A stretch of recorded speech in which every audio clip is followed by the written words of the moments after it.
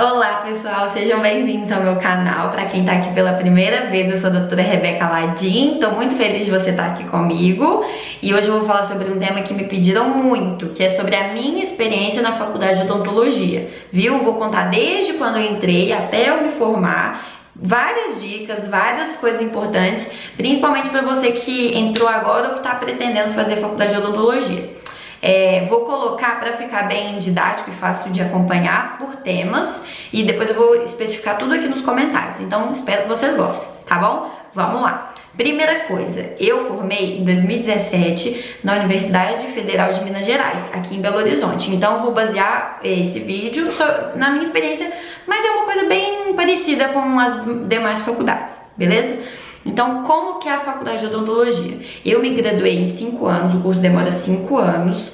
A gente tem aula em horário integral, então tinha aula de manhã de 8 a meio-dia, durante a tarde de 2 às 18, e as optativas, as matérias, as clínicas optativas eram à noite. Então a gente tinha clínica de, não lembro se eu não me engano, era de 18 a 19 até 21 horas da noite. Então assim, tinha dia que a gente chegava de manhã, 8 da manhã e saía 10 da noite da faculdade. Não são todas as faculdades que são assim, sei de várias faculdades que são meio período, então a pessoa tem aula só de manhã ou só de tarde, e até mesmo faculdades que tem aula à noite, como a USP eu sei que tem. Como que é a grade curricular? Como são 5 anos, são 10 períodos, e até o terceiro período a gente tem o que chama de ciclo básico, então são matérias só teóricas ou algumas laboratoriais, a gente ainda não tem clínica, e é o ciclo básico mesmo, que normalmente são as mesmas matérias em outras áreas da saúde, tipo medicina, fisioterapia e tal.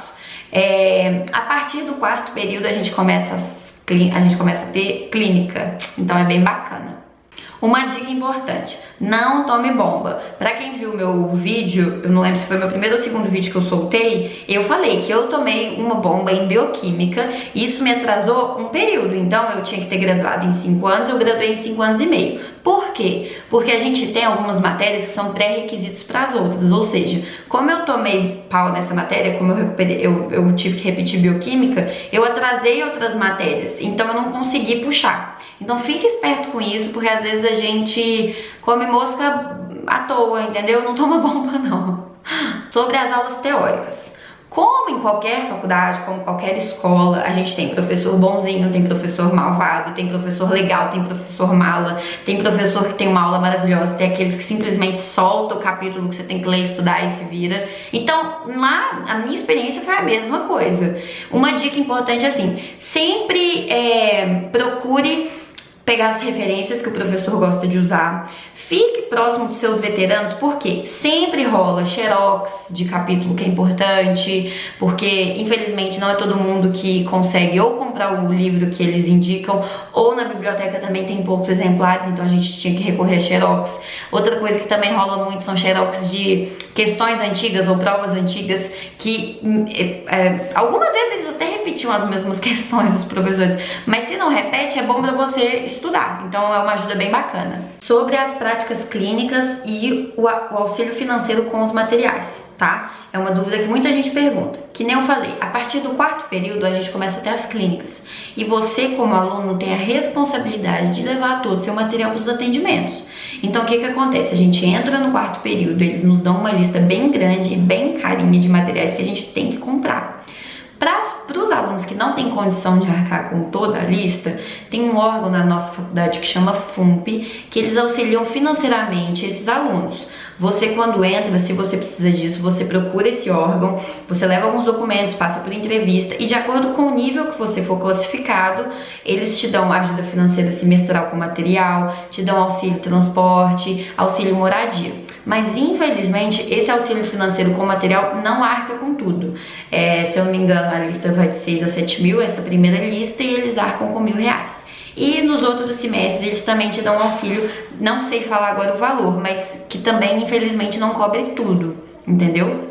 Mas eu lembro que era interessante assim, você dá uma olhada e uma detalhada bem feitinha na lista, porque tem muito material que a gente não precisa comprar de primeira, tem muito material que a gente pode dividir com a dupla, que isso é uma outra coisa que eu vou falar. Então, procure algum professor ou algum veterano para te falar assim, olha, isso é essencial, isso aqui sem isso daqui você não atende, mas ó, tal material você pode deixar pro quinto período, ou pro sexto, ou pode esperar, ou pode dividir com seu colega. Isso é uma dica bem bacana, então fique esperto com isso, viu? E que nem eu falei, outra coisa, cada período você vai ter numa matéria, então de acordo com o período que você tá, você vai atender um público. Tem clínica de adolescentes, clínica de idoso, clínica de bebê, clínica de criança, tem cirurgia, tem pério, tem prótese. Cada matéria vai demandar um material diferente. Então por isso que todo semestre a gente sempre recebe uma listinha. Claro que não é tão cara e grande que nem a do início das clínicas, mas sempre tem algumas coisas que a gente vai precisar comprar de acordo com a matéria que a gente estiver fazendo. Outra coisa interessante sobre as clínicas é que elas são em dupla. Na minha época, a gente tinha a opção de escolher. Então todas as clínicas, a maioria das clínicas na verdade, só se não combinava a minha grade curricular com a da minha dupla. Eu sempre fiz com a minha dupla a Nike, eu amei, foi uma dupla maravilhosa. E uma coisa que foi muito legal da gente é que era assim: eu já sabia as matérias que eu gostava, ela já sabia as matérias que ela gostava também, e a gente gostava de matérias opostas. Então nas clínicas que eu gostava, eu sempre fazia mais caso, ela sempre deixava os casos mais difíceis pra mim e vice-versa. Então era maravilhoso, porque, por exemplo, eu sempre odiei pério, meu Deus, nunca gostei. E ela amava, então ela fazia tudo. Eu deixava, era ótimo. E pediatria ela não gostava, eu amava. Ela deixava eu fazer tudo.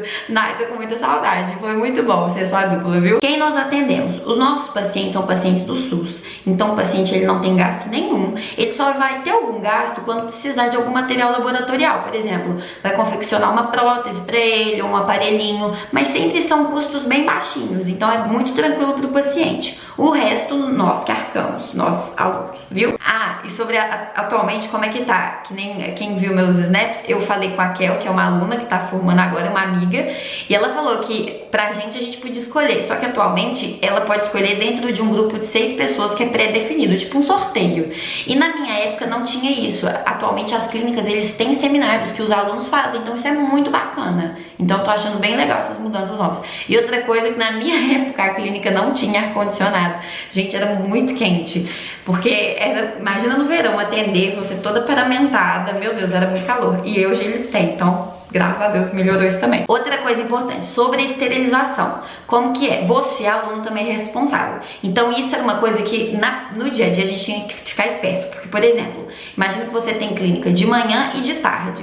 A clínica de manhã, pro paciente da sua tarde, você vai precisar usar aquele material que você usou de manhã. Então o que a gente tinha que ficar esperto? Conseguir atender o paciente no tempo de clínica, depois lavar todo o material, embalar e entregar no centro de esterilização, que na faculdade tem. Cada período tem uma etiquetinha, então se você tá no terceiro período é amarela, quarto verde, sei lá, e assim por diante. E você tem o seu escaninho, então o que você faz? Você entrega o material bonitinho, lavadinho, embaladinho pra moça, ela esteriliza e, de acordo com o horário que é predeterminado, vai colocar no seu escaninho. Então isso a gente tinha que ficar esperto. E se, por exemplo, nossa, eu tenho certeza que eu vou atrasar, esse procedimento vai ser demorado, já deixar combinado com sua dupla ou com algum amigo, fulano, me empresta tal material, depois eu esterilizo pra você, ou depois eu te dou de volta. Ter esse jogo de cintura, viu? Duas coisas importantes também: monitoria e as clínicas optativas. Quem tem interesse em fazer monitoria é muito bacana, é uma experiência muito boa, você fica próximo do professor e da matéria que você gosta, é bem legal. E sobre as matérias optativas, como eu sempre soube as áreas que eu gostava, eu sempre foquei nisso. Então eu fiz todas de traumatismo, fiz de pediatria, fiz de clínica de bebês, fiz de ortodontia, eu gostava demais. Sempre fugi dos que eu não gostava. Mas uma outra dica que eu vou falar mais na frente: se você ainda não teve nenhum contato com odontologia, o curso, gente, 5 anos parecem que são muitos, mas no dia a dia a gente vê que passa muito rápido. Então tenta aproveitar o máximo possível cada clínica pra você ver, olha, não, tenho certeza que essa eu não gosto, não, tenho certeza que essa eu gosto. E nisso você ir se especificando e aprofundando naquilo ali que você sabe que você tem mais aptidão e mais amor, viu? Outra coisa, sobre o internato. Quando a gente está no último período, a gente faz o internato, que eu fiz aqui num posto de saúde em Belo Horizonte, mas tem um internato rural também, que várias duplas vão para cidades do interior e atendem lá. Como que é? Você chega e é como se fosse o início da sua vida profissional e sozinho mesmo. Então você atende os pacientes. Claro que tem alguns dentistas lá que te auxiliam, que são os profissionais contratados mesmo daquele posto de saúde, e eles ajudam bastante a gente. Mas a ideia é você atender sozinho, começar mesmo sua prática clínica, sua vida como cirurgião dentista. Minha experiência não foi muito boa. Eu não gostei do posto de saúde que eu fiquei, não gostei muito de algumas pessoas, a gente não podia atender muito bem, então a minha experiência não foi muito boa. Mas como eu sempre tive a minha mãe, eu já sabia o que eu gostava. E outra coisa que eu não gostei é porque lá não tinha criança, eu não lembro de ter atendido nenhuma criança durante meu internato. Então assim, eu já sempre gostei muito de criança e bebê, adolescente, e lá já, como não atendia isso, eu já ficava, ai meu Deus. Mas é muito importante você tentar aproveitar o máximo possível isso, viu? E agora, pra finalizar, gente, algumas dicas pra vocês. Eu até conversei com a minha mãe, tem algumas diquinhas dela aqui também. Primeiro, se você não sabe nada de odontologia, tá entrando assim, nossa, tá entrando nesse mundo agora, tá muito inseguro, aproveite o máximo possível a sua faculdade. Aproveite todas as clínicas, estude, se aprofunde mesmo, porque passa muito rápido, que nem eu falei. 5 anos parece que é um tempo muito longo, mas não é. Então assim, tente aproveitar o máximo possível de cada matéria e vai percebendo mesmo, vai tendo feeling. Nossa, eu realmente gosto de pele, não, realmente eu gosto de buco, realmente eu gosto de cirurgia, realmente eu gosto de pediatria.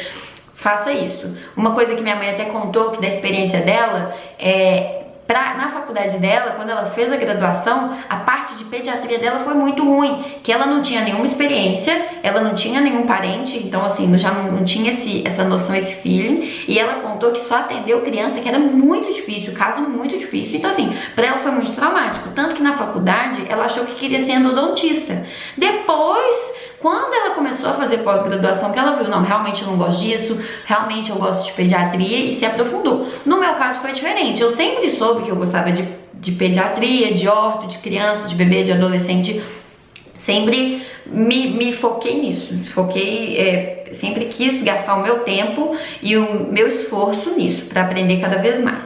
Outra coisa, aproveite seminários, congressos, palestras, tem muita gente que já começa a parte teórica de alguma pós-graduação no final da faculdade ainda, ou assim que forma já emenda uma pós-graduação, isso é muito bom. Uma coisa muito importante, se você gosta dessa parte científica, procure fazer uma iniciação científica, às vezes você já começa um mestrado logo depois da graduação, é muito legal também. Eu tenho especialização e tenho um aperfeiçoamento e estou fazendo outro, mas eu penso em fazer mestrado, é uma coisa muito bacana.